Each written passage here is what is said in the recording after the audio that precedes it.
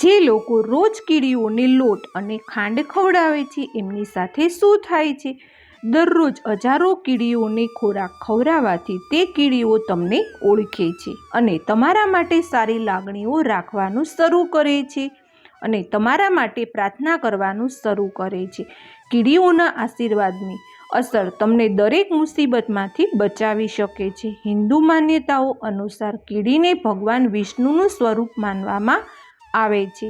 કાળી કીડીઓને શનિદેવનું પ્રતીક માનવામાં આવે છે. વાસ્તુશાસ્ત્રો અનુસાર અલગ અલગ રંગની કીડીઓનું પણ અલગ અલગ મહત્વ હોય છે. આ કીડીઓને તેમની પ્રિય વસ્તુ ખવડાવવાથી દેવતાઓ પણ ખુશ રહે છે. કાળી કીડીઓ પર શનિદેવની કૃપા હોય છે. કીડીઓને ખવડાવવાના ફાયદા. નંબર 1. કીડીઓ 2 પ્રકારની હોય છે, લાલ અને કાળી.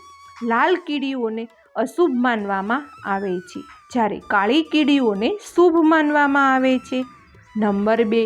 લોટમાં ખાંડ મિક્સ કરીને ખવડાવવાથી વ્યક્તિ દરેક બંધનમાંથી મુક્ત થઈ જાય છે. નંબર 3.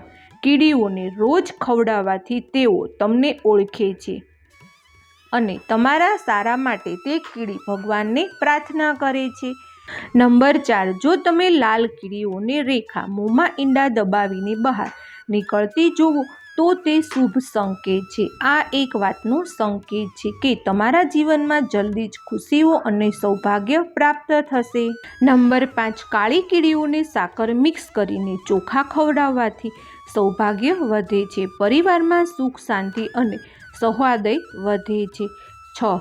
કાળી કીડીઓને ખાંડ સાથે સૂકા નાળિયેરનું ચૂર્ણ ખવડાવવાથી નકારાત્મક શક્તિઓનો નાશ થાય છે. જો તમને નોકરી મેળવવામાં તકલીફ થઈ રહી હોય તો બદામના પાવડરમાં ખાંડ મિક્સ કરીને કીડીઓને ખવડાવો. આનાથી નોકરી મળવાની તક ઊભી થાય છે. મિત્રો, તમારા ભોજનનો માત્ર એક કોળિયો હજારો કીડીઓનું પેટ ભરી શકે છે અને હજારો લાખો કીડીઓ તમને આશીર્વાદ મળશે. એટલા માટે મૂંગા પ્રાણીઓને કંઈક ને કંઈક ખવડાવવું જોઈએ. થોડુંક ખવડાવવાથી તમને ગરીબ નથી થઈ જવાના, પણ પહેલાં મૂંગા પ્રાણીઓને પેટ ભરાઈ જશે. શું ખબર, એમના આશીર્વાદ તમને લાખો ગણું પ્રાપ્ત થાય છે.